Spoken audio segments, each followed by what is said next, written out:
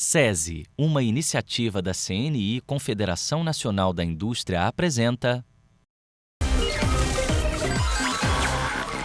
O conhecimento é como a fênix, a ave mitológica que renasce das cinzas. Quem estuda robótica sabe que tem que se renovar, se reinventar a cada etapa para o projeto ir para frente. E é isso que você confere agora no Turma da Robótica. Como o ensino dinâmico e inovador estimula o aprendizado quando se está na escola.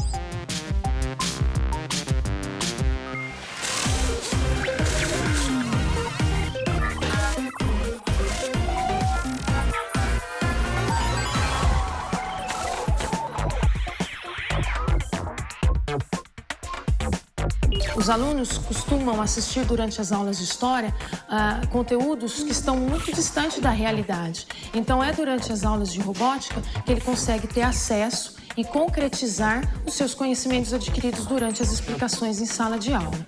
Quando você consegue fazer essa relação, eu estou construindo o que eu aprendi e o que eu vi na aula é muito mais do que eu pensava que era, você consegue ter uma relação de que não é conteúdo de escola, é um conteúdo para sua vida. Então, hoje a gente assistiu a aulinha da catapulta do 7º ano. É um conceito que a gente aprende depois em física do que são lançamentos e depois em matemática de parábola, e são coisas que misturam muito, mas acaba juntando e fundindo numa coisa única só e que a robótica consegue proporcionar. Hoje nós falaremos das cruzadas para darmos continuidade ao nosso assunto de Idade Média, ok? Então eu gostaria que vocês refletissem como os exércitos da Idade Média conseguiam invadir estas cidades, que era muito comum, né, no período medieval, que estas cidades fossem cercadas por muralhas. Quebrando as muralhas. E de que forma? Que tipo de armas, né? Quais as armas mais utilizadas por esses exércitos durante a Idade Média? Espada derruba uma muralha, Yuri? Mas a catapulta, sim. Certo?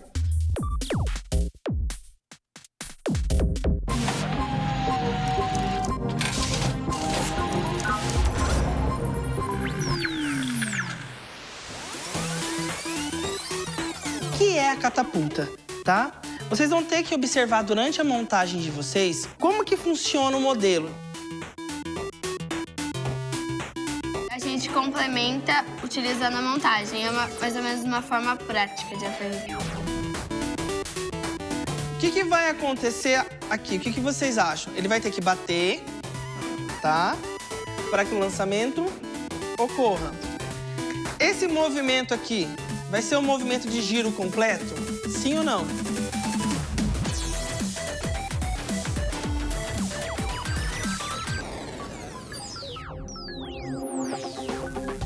Nosso nome é Fênix, porque como a ave mitológica, a gente procura sempre renascer nas cinzas, que é fazer com que nossos erros sejam uma plataforma para um novo aprendizado. E é um nome que a gente cumpre esse nome, porque realmente quando a gente erra, a gente tenta sempre melhorar. Depois que eu entrei na equipe da SESI Fênix Bauru, eu pude aprender bastante recursos em relação à construção de robô, em relação ao trabalho em equipe, em relação ao respeito ao próximo, em relação à programação, à lógica e vários outros aspectos. Esse ano, na minha 3ª temporada, eu assumi um desafio totalmente diferente, que é de ser programadora, e eu acredito que isso seja uma experiência muito, muito, muito diferente para minha vida e que hoje eu me vejo como uma programadora, o que eu não me via antes. Nunca pensei que eu poderia programar os robôs.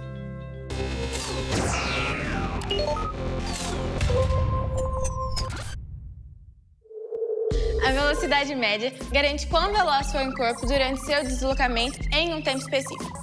Para calculá-la, nós utilizamos a razão ΔS dividido por ΔT, onde ΔS é o deslocamento, que pode ser medido em metros ou quilômetros, e o ΔT é a quantidade de tempo que o corpo demorou para realizar a ação e pode ser calculado em segundos ou em horas. O uso do conceito da nossa programação está presente quando utilizamos blocos com velocidade constante, como bloco de distância calculada ou MoveTang, onde nós vamos alterar somente o deslocamento e o tempo vai variar de acordo com a força definida. Curva legal. É curva. Essa parte acione, deixa o polvo no círculo grande. Ele deixa o polvo no círculo grande, agora ele vai alinhar para deixar o para-brisa no carro. Esse aqui é o robô que nós preparamos para essa temporada da FLL. O nome que nós damos para ele é Eve, porque ele faz tipo uma referência ao filme do Wall-E, que trabalha bastante com o assunto de meio ambiente, essas coisas, que é o tema dessa temporada.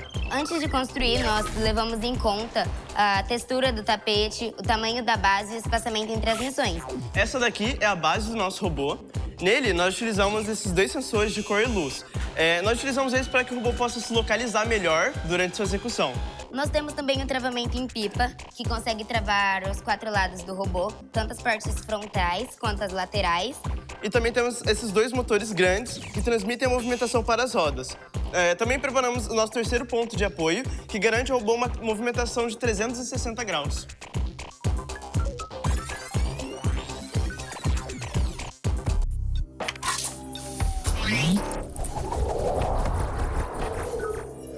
A criança passa a pensar, que eu acho que isso é o diferencial. Fazer a criança pensar, não simplesmente ela aceitar tudo, vamos dizer assim. Ele tem que absorver a informação e produzir alguma coisa. Meu sentimento é um sentimento muito alegre, quase chorando, porque algo que eu criei, entre aspas, algo que eu participei está se reproduzindo na arena. É uma experiência e é uma coisa que mexe muito com o nosso coração de quem tá aqui dentro. Você entra numa equipe e você passa de pessoas que você vê na escola a ser uma família.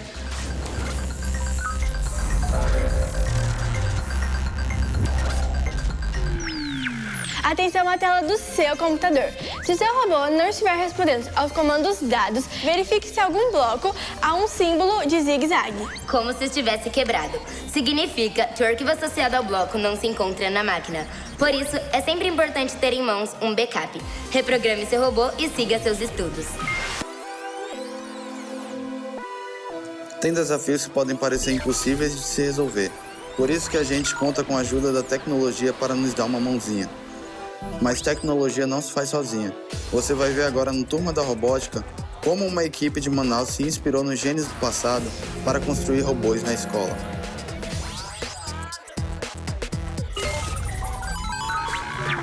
Bom dia a todos. Olá, hoje a nossa aula é sobre ângulos. Vamos fazer um apanhado a respeito dos ângulos. No segundo e primeiro milênio antes de Cristo, habitavam a Mesopotâmia, região que hoje corresponde ao Iraque, vários povos conhecidos como civilização da Babilônia. As civilizações antigas da Mesopotâmia desapareceram. No entanto, alguns dos seus legados nos acompanham até os dias de hoje, como, por exemplo, a contagem do tempo e a medida dos ângulos. É o nome que se dá a abertura formada por 2 semirretas que partem de um mesmo ponto. Os babilônios utilizavam um sistema de numeração de base 60. Por isso, foi muito natural dividir o círculo em 360 partes, iguais o que chamamos de grau. O grau, por sua vez, pode ser dividido em 60 partes, novamente iguais, o minuto. Aqui são os elementos que pertencem ao ângulo. Em geral, usam-se 3 letras maiúsculas, 2 que marcam pontos das semirretas que formam o ângulo e uma pessoa que representa o vértice, que pode estar acompanhado ou não de acento circunflexo.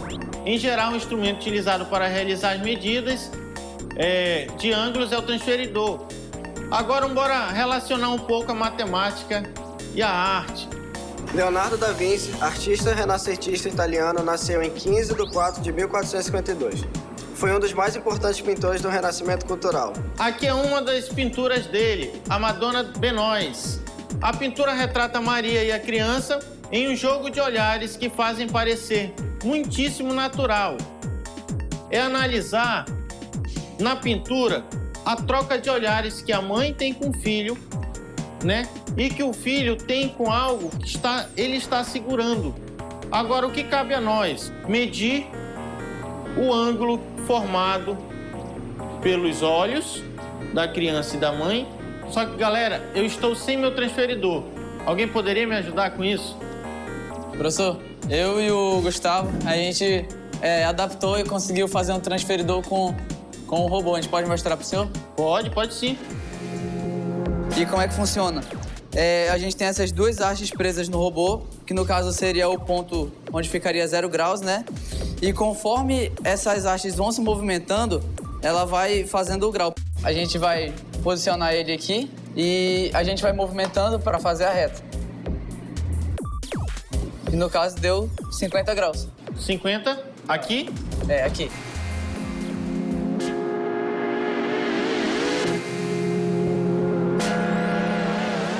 Deles, eles desenvolvem tecnologia brincando, né? Então, por que não utilizar isso para matemática? Porque eu, como professor de matemática, tenho que ficar fora disso. O professor de matemática, ele precisa estar antenado.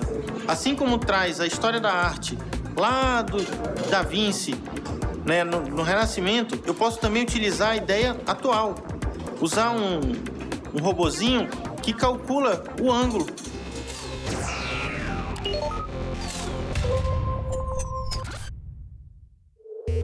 Os principais pontos dos padrões da montagem são a simetria. A simetria, ela faz com que o robô tenha todos os lados iguais e, no caso, ele não balance para nenhum lado. Isso facilita o movimento dele e a subida de obstáculos, passagem de obstáculos e subida de rampas.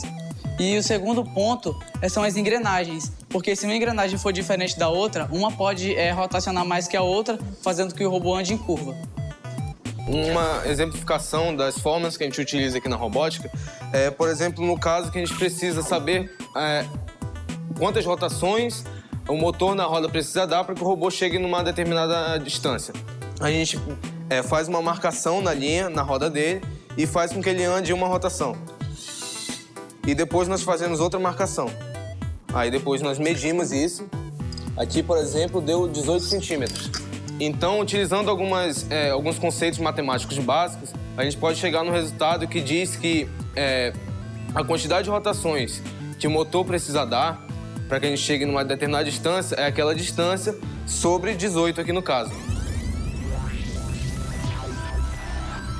Nós temos 3 motores, 2 grandes e um médio que fica aqui para movimentar o braço. Nós temos um sensor ultrassônico que serve para medir a distância. No caso, ele só está aí para ver se tem um cubo ou não. O que ele está fazendo agora é analisar as 6 faces do cubo mágico. Aí no final ele vai calcular como é que ele vai resolver. Aí ele começa a resolver, que no caso deu 22 passos. Aí aqui, depois dos 22 passos, ele terminou. Demorou 38 segundos. Nós temos aqui 2 sensores de luz, que ele vai identificar o branco. Os 2 sensores, ele sempre vai seguir o branco, porque no meio dele fica a linha preta. Ou seja, ele vai sempre tentar deixar o preto no meio dos 2 sensores, assim ele vai andar na linha. A gente tem uma garra para pegar a bolinha numa parte da mesa. Clube de Robótica é onde a gente vem, se reúne à tarde, que a gente vem brincar, mas a gente acaba aprendendo muita coisa aqui também. Nós começamos a fazer alguns brainstorms para decidir várias coisas. Por exemplo, o projeto que a gente deveria ter que fazer, o nome da equipe, essas coisas. Aí, num desses brainstorms, a gente decidiu o nome da equipe, que é Tesla Vinci. Tínhamos um tabu no ensino médio. Digamos assim, as turmas não interagiam entre si. Primeiro com o segundo, nem terceiro com o segundo ano. E isso, digamos assim, unificou a parte do ensino médio aqui na FUCAP. Muda muita coisa na cabeça delas, né? Muda o paradigma de onde ela pode chegar.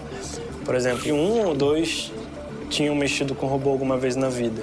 E hoje em dia todos eles sabem muito mais de robótica do que eu. Então, transforma não só o lado profissional, né? Não só o que eles vão fazer quando forem profissionais, mas aquela perspectiva de onde eles podem chegar.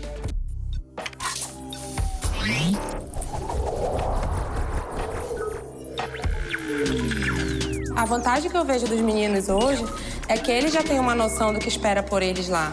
Então, eles vão sair muito na frente na escolha da formação deles. Eu pretendo cursar alguma área de engenharia. Eu pretendo cursar engenharia, especificamente mecatrônica. Eu acho que eu vou cursar engenharia mecânica. Vou fazer também técnico, automação, mecânica também. Tenho técnico agora, aproveitar. Eu pretendo fazer engenharia de produção. Eu pretendo seguir na carreira de engenharia civil e, se der, também engenharia da computação.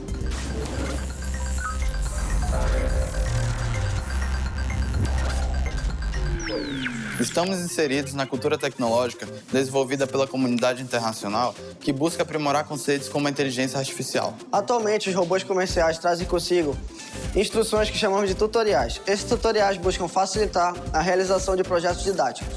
O blog programável, por exemplo, traz consigo mais de 40 tutoriais básicos de hardware, registro de dados e ferramentas que chamamos de robô educador. Leia todas as explicações direitinho e aprenda tudo sobre robótica.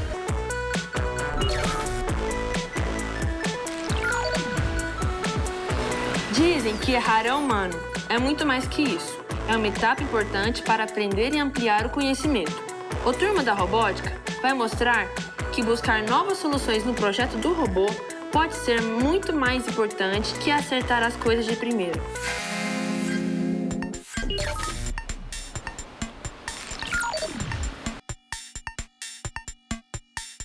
A gente aprendeu a sonhar, muitos de nós. Porque eu entrei no primeiro ano na robótica, e já tô 3 anos praticamente com esse trabalho incrível. E realmente com esse decorrer você aprende que você é capaz de fazer as coisas. Se você quiser, você vai lá e você consegue. Basta ter perseverança, querer e realmente sim, estar num ambiente que você se sinta bem e que te motive. E é isso que a robótica faz com a gente. Ao tempo todo lá você está querendo aprender mais, querendo ser melhor, querendo ultrapassar, e isso é muito bom pra gente. E algo que ele falou que eu gosto muito de falar também é que a gente realmente aprende a sonhar. Quando eu entrei lá, eu meio que não tinha uma definição do que eu queria ser na vida mesmo, sabe? Agora eu aprendi a criar metas pra minha vida, objetivos, e isso fez com que eu crescesse bastante, tanto quanto pessoa como profissional. Pelo contrário do que se pensa de que o erro ele pode frustrar, se ele for bem administrado, ele é uma ferramenta muito importante no processo de ensino-aprendizagem.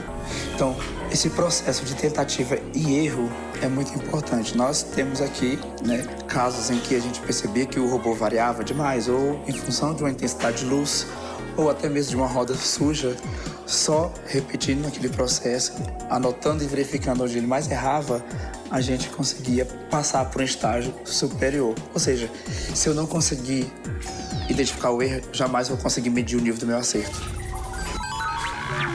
A partir do momento que a gente, engolir, quem vai entrar em ação agora? Os músculos que fazem qual movimento? Movimento peristálticos. Então ele vai arrastar todo esse alimento como se fosse assim. Vai estar empurrando. As matérias, elas caminham juntas, né? Então, a gente que faz a separação em blocos na escola, né? Matéria de português, matemática, mas, na verdade, o conteúdo é um todo. E para ter um melhor entendimento e compreensão do conteúdo, nada como trabalhar na robótica todas essas disciplinas ao mesmo tempo.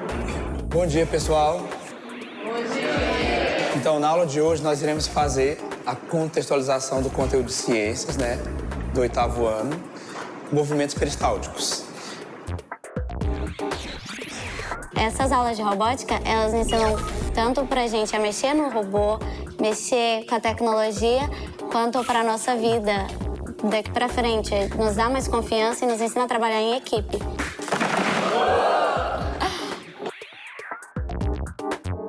Fica muito mais fácil entender aqui. Quando você, por exemplo, quando você não está entendendo uma coisa muito bem na sala, chegar aqui, você vê esses robôs com o mesmo conceito de sala, você já entende melhor.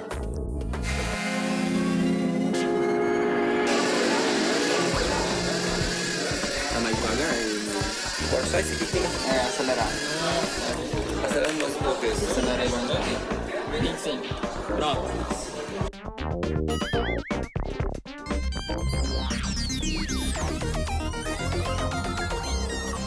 Nosso robô, ele possui um sistema de transição que eu acho que é umas coisas mais inovadoras que a gente já viu e também eu acho que o torneio já viu, que é o sistema de transição que ele é feito através da cremalheira. Como você chegou nessa ideia da cremalheira? Bom, a gente chegou nessa ideia através do que a gente viu o portão, a gente viu o portão, assim, e pensou, caraca, se a gente colocar essa ideia na vertical e colocar engrenagens para girar ela e uma estrutura embaixo para ela elevar e abaixar, será que vai dar certo? Aí a gente fez um protótipo com com vigas e não deu tanto certo, porque ela era uma força muito grande para ela, então estralava um pouco. Aí a gente resolveu fazer com a cremalheira, porque ela, além de ser mais suave, ainda é mais potente. Equipe unida é bem mais divertida. É SESI, Canaã. Ali com os Corvelos, você aprende a conviver com o próximo, aceitando as opiniões e sempre escutando o que o outro tem para falar e agregando a sua tese, a sua ideia. Game Tech vem chegando com o azul que já pegou. Uou, Game Tech!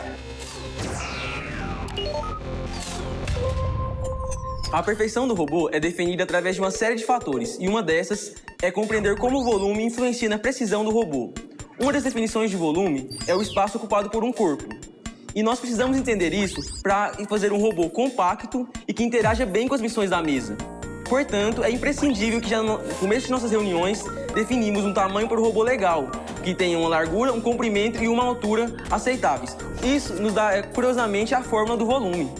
O nosso robô ele tem as seguintes dimensões: 19 centímetros de comprimento, 15 centímetros de largura e 14 de altura. O que dá um volume de 3.990 centímetros cúbicos. Outro exemplo de volume que utilizamos no nosso robô são para as rodas. Nelas precisamos determinar o comprimento de cada uma para depois utilizarmos os graus necessários para a rotação dos motores, que serão necessários para realizar as missões na mesa. Outro detalhe é o volume de espaço utilizado pelo robô, que basicamente seria o volume ocupado pelas garras e anexos durante a realização das missões. E esses são os métodos que nós utilizamos para aplicar o volume em nosso torneio e na robótica.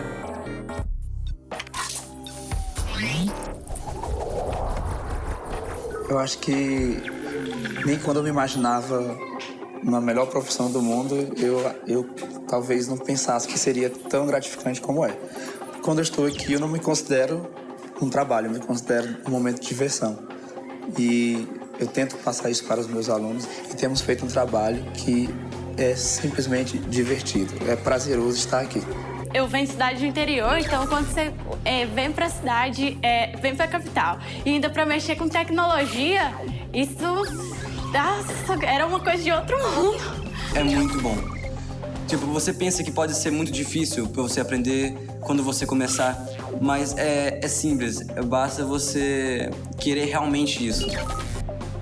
Cara, entra. É muito legal e você vai se divertir bastante.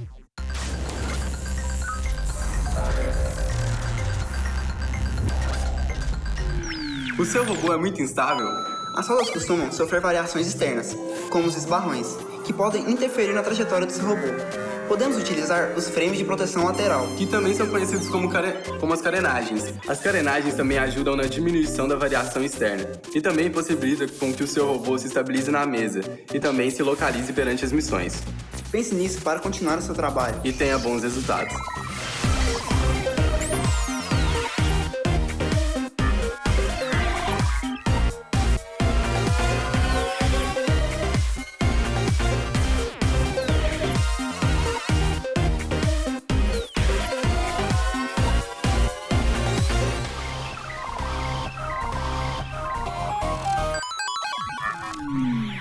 Uma parceria SESI, uma iniciativa da CNI, Confederação Nacional da Indústria.